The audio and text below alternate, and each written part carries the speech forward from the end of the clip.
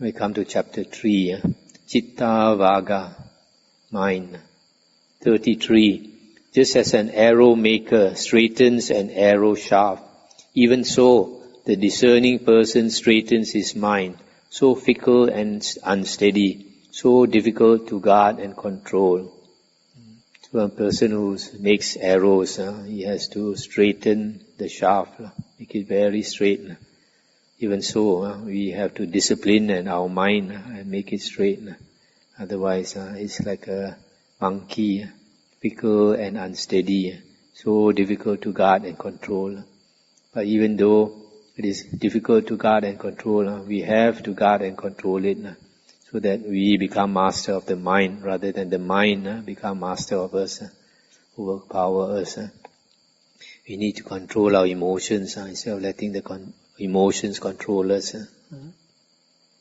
34. As a fish when pulled out of water and cast on land drops and quivers, even so is this mind agitated. Hence one should leave the realm of Mara. So our mind is agitated when we dwell on the six senses. That is the realm of Mara. Mara is always tempting us at the six sense doors with beautiful sights, lovely sounds, fragrant smells, nice food, nice touch, and mind-boggling things to play. Like nowadays, people like to play computer games and all that. So, why is the mind agitated? Firstly, because it likes to jump from one sense door to another sense door. Secondly, in the six sense spaces, among the six sense objects, this is not our natural home. Our natural home is back deep in the mind. And we come out of the mind and go into the world. It's out of our natural habitat. That's why the Buddha says we must dwell in our natural habitat, away from these six sense objects. And the way to do it is to bring it back gradually through the four satipatthana, the four objects of satipatthana. Dwell only on the body, feelings, the mind, and Dhamma.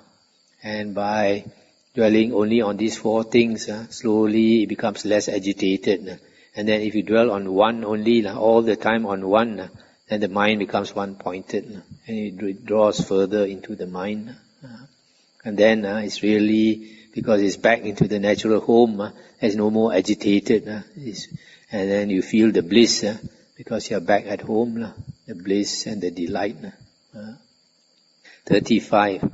Wonderful indeed it is to subdue the mind, so difficult to subdue, ever swift and wandering wherever it desires. A tamed mind brings happiness. So this is just like what I mentioned just now, that if we subdue the mind, then tame it, and then it brings happiness and delight. 36.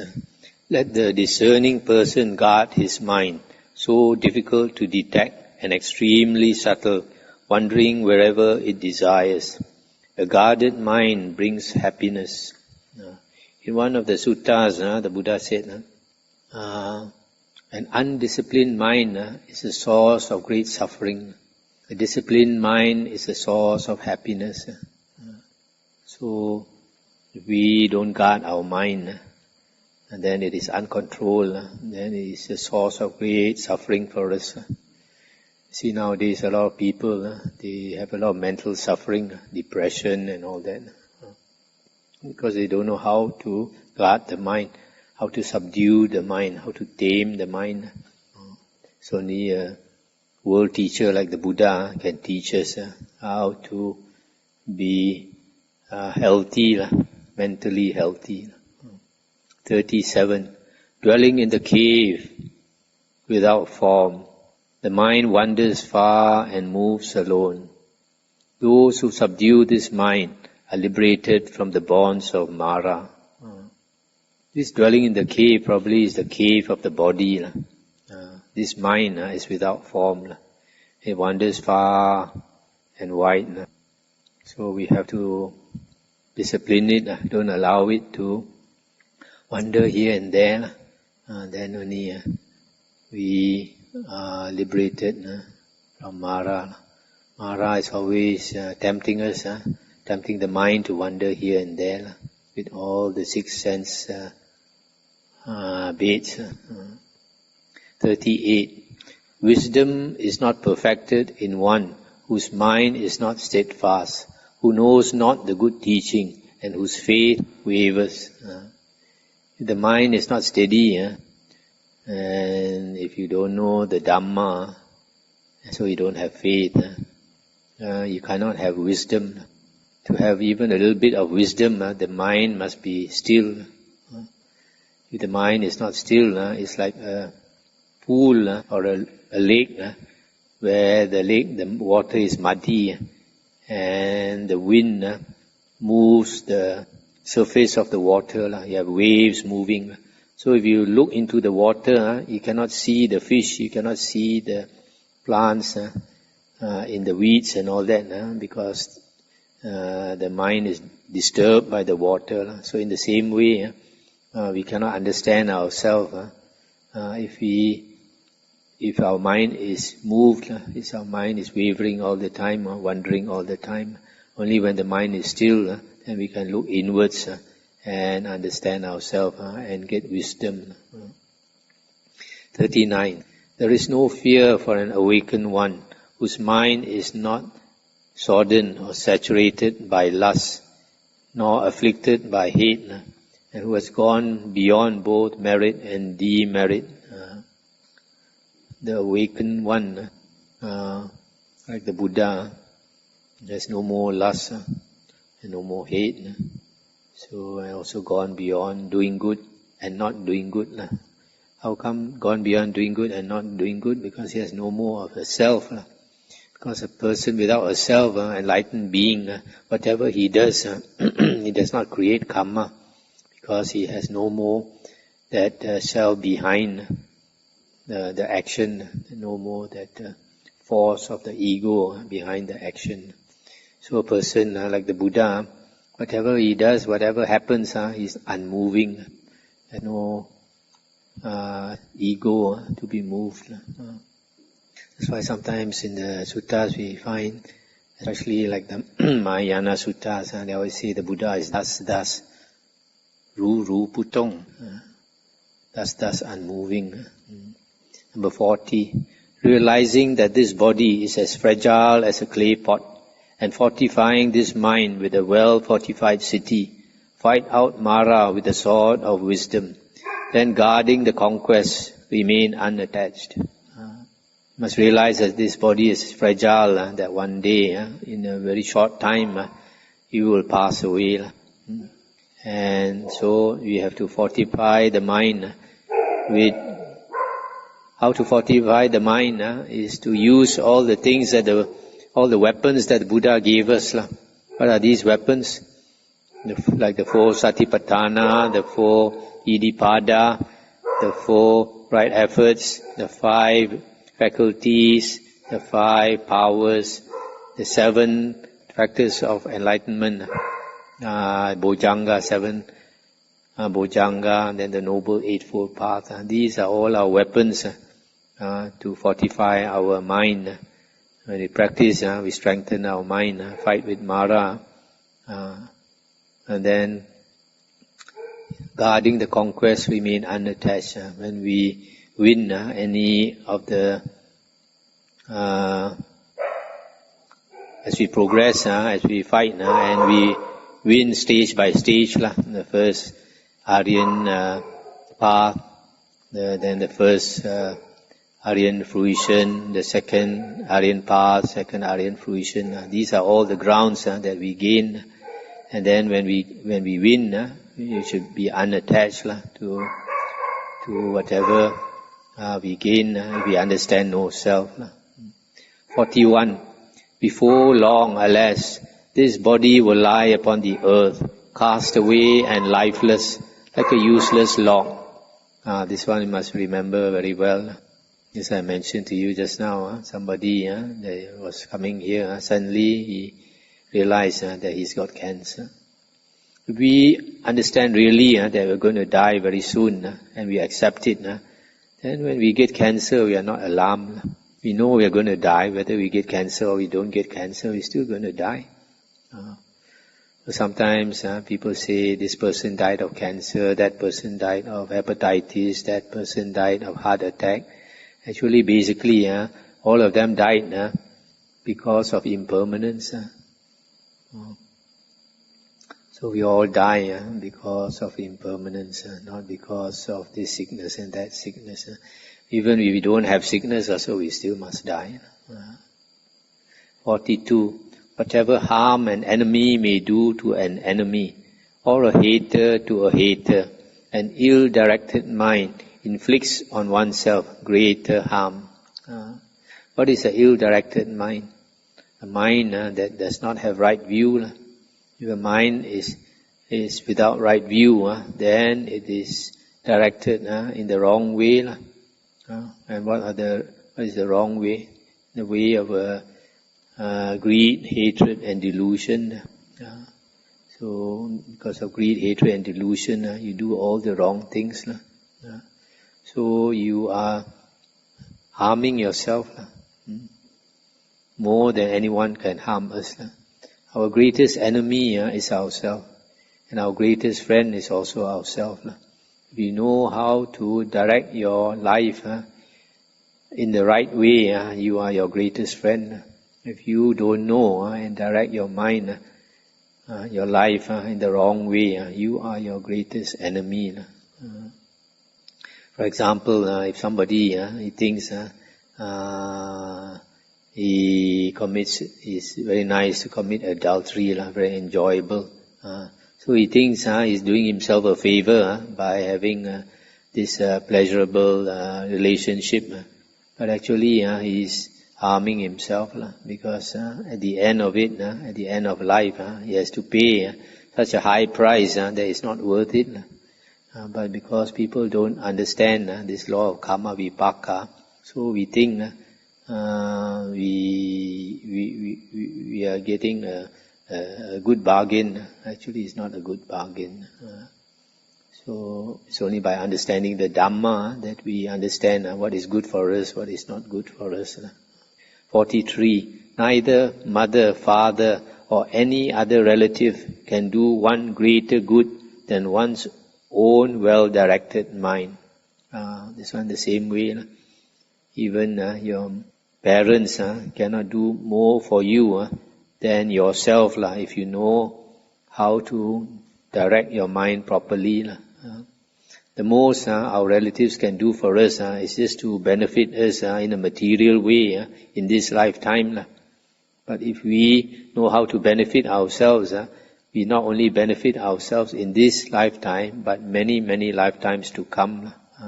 But sometimes our relatives, they want to do something for us that they think is beneficial. Actually, in the long run, it's not beneficial. It seems beneficial only.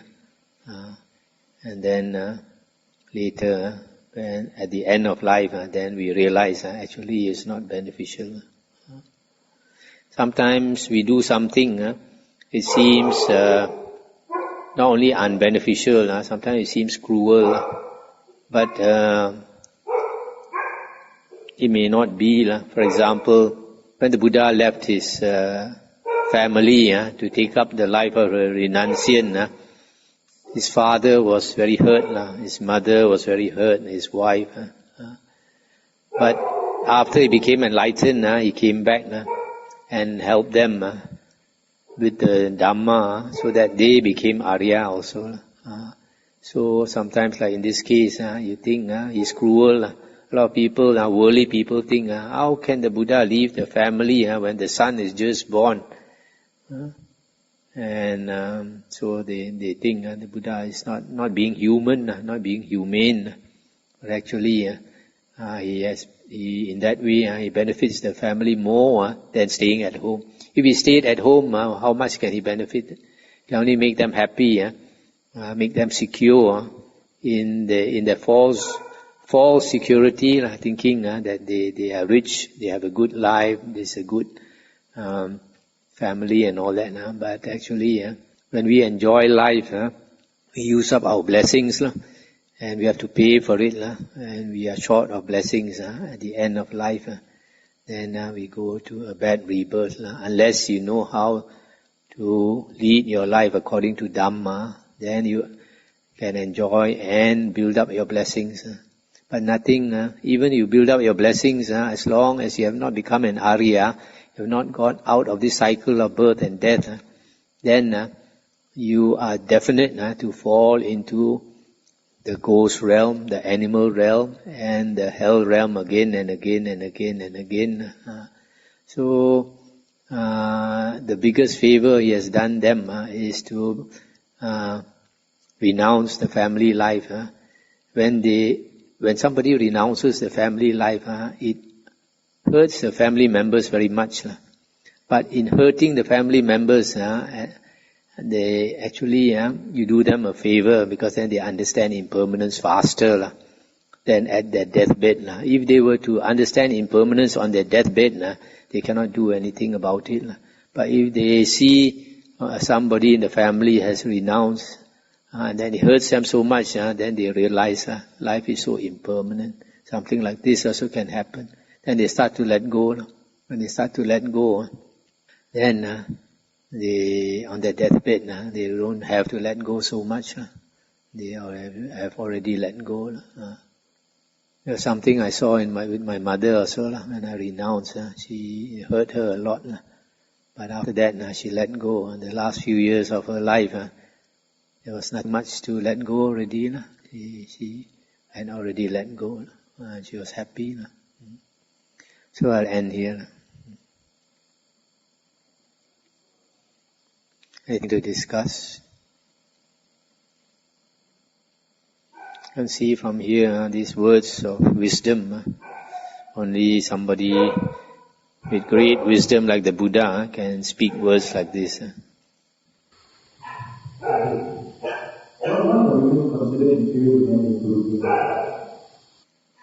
The Buddha did not say that women are inferior to men in Buddhism. What the Buddha said was, there are certain states a woman cannot achieve. For example, become a Buddha. Why can't a woman become a Buddha?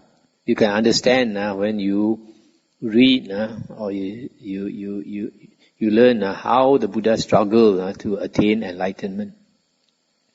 In my opinion, the Buddha was already a Sakadagamin when he came back in his last life, because he had met the Buddha Kassapa in the previous life, a previous human life, and he became a disciple of the Buddha Kassapa after hearing the Dhamma.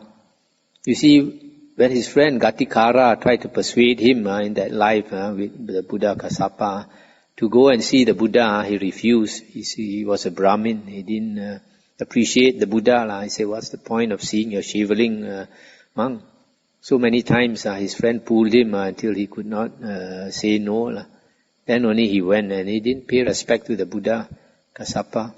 And then after that, the Buddha Kassapa taught him the Dhamma, and immediately his view changed, so much so that he became a monk. That shows that he attained stream entry. And in that life as a monk under the Buddha Kassapa, he attained at least the first jhana. We know because after that lifetime, he went to Tusita heaven. And coming down from Tusita heaven as Siddhartha Gautama, as a small boy, he could attain the first jhana under the Jambu tree. That shows that he had probably attained it under the Buddha Kassapa. So if he had attained the first jhana under the Buddha Kassapa, he would have become a Sakadagamin. So a Sakadagamin, when he came back in his last life as Siddhartha Gautama, it was natural for him to renounce.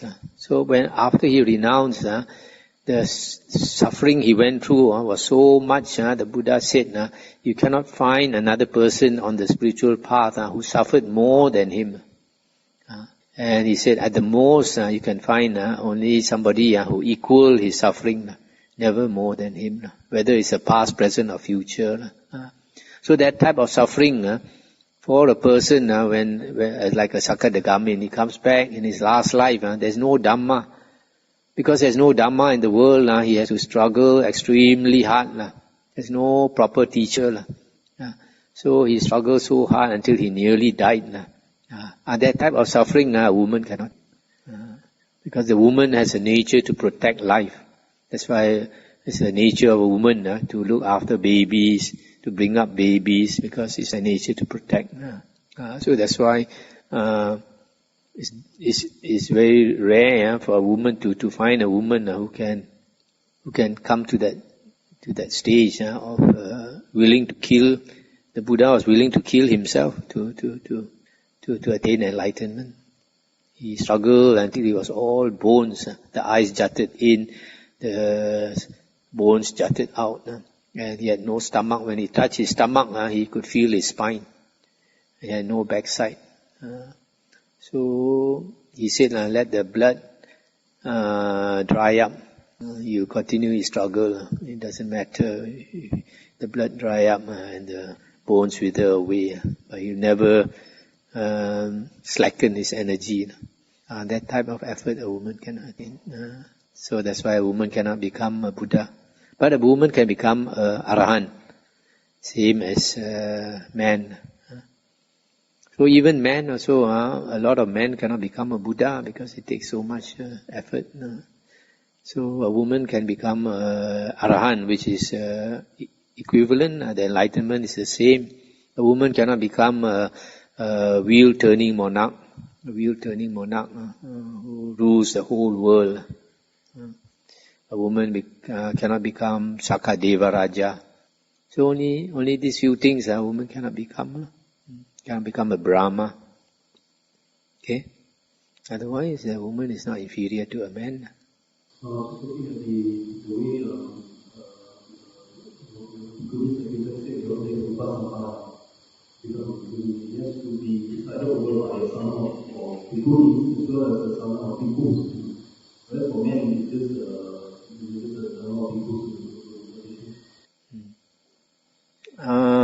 You see, if you look into Vinaya books, a bhikkhuni,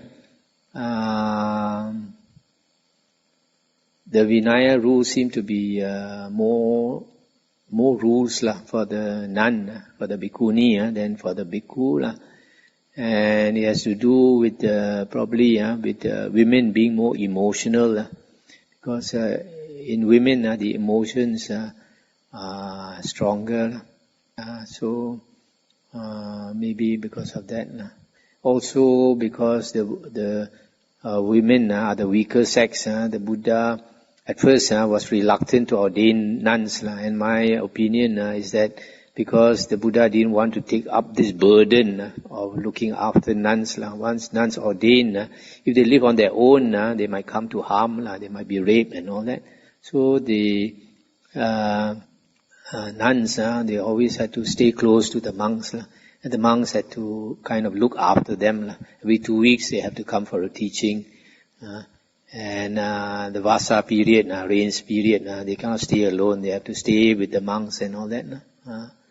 They cannot travel alone also and all these things. So that is.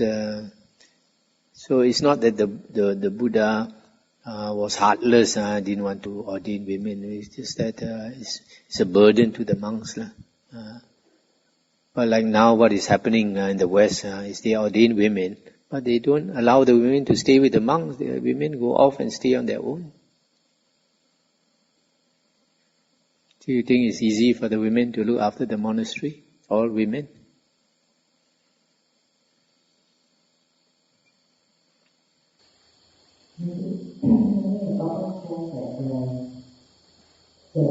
All the rest are not so important as to bring back new first, because it's the first step of the noble path. And yet, view is something that is very, very difficult to give up, especially if we are very opinionated. And because of our ego, we tend to cling on to our own worldview of things, and If we don't pick up our own view, it's very difficult to gain right view. Can I give advice how do we slowly pick up our own opinions and views and misconceptions? This kind of thing is very difficult because we can say a lot, but each person is different. So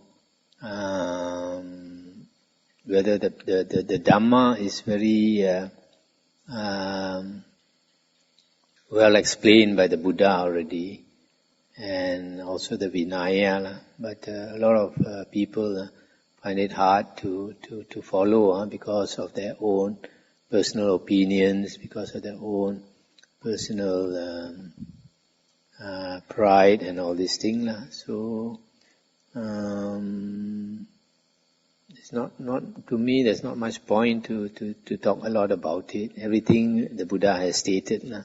So it's up to the person to practice according to what the Buddha says. As I mentioned a few times already, the Buddha said there are two foundations before a person can proceed to practice. One is moral conduct, the other one is right view. And I always say that right view is from listening to the Dhamma and understanding the Dhamma. And if a person becomes a monk long term, then he stays with the teacher long, then the teacher will have a responsibility to teach him, and then the teacher is only willing to teach him depending on the conduct of the monk. If the conduct of the monk is easy to teach, wants to be disciplined, wants to be taught, then the teacher will teach him. The teacher is not going to teach every pupil in the monastery. He will only teach those that are willing to learn. So it's silly to make an effort to teach everybody the same thing. It's not. It's pointless. Only those who are willing to learn, who come to ask and all that, will the teacher teach. So it's the same with the Buddha. The Buddha, you find, he had many disciples who were not willing to listen to even to a Sammasambuddha like the Buddha. So you can see from the suttas and the Vinaya books. So it's the Buddha said, I only teach tameable men. Even the Buddha cannot teach everybody, only tameable men. Those who are willing to be tamed by him. Very much a personal character, because like in the Dhammapada, Movie is a soft, hard, easy to hold and live. So these are qualities that sometimes some people are born with, but some tend to be very strong-minded. We can be very strong-minded, we can read the suttas again and again, we hold on and we hold our opinion. There is nothing to do against it. We don't change our character. Yeah. You see, if you read the story of Milarepa, the greatest Tibetan yogi who achieved such high level, when he came to his master, the master saw he had a lot of arrogance. So the master purposely made him carry a lot of wood up the high hill to build a hut for him. And then after he put so much effort, took maybe a few months to build the hut, then the master looked at it and said, "Oh, I don't like that place. You dismantle the whole hut and build it again somewhere else." And he had to dismantle the whole hut and build it again. And after he finished, after so much sweat, the master again said he didn't like the site and asked him to move again. So, how many pupils are willing to do that? So it's no point to even make the effort to teach a pupil if he's not the type. Even this Bodhidharma, when he went to China, he refused to accept any disciples. And then when one of the monks came to him to to plead to be his disciple. He said, I only accept disciples when the snow turns red. Then the disciple took the knife, chopped his hand until the blood flew all over the snow, and the snow turned red. Then only accepted him.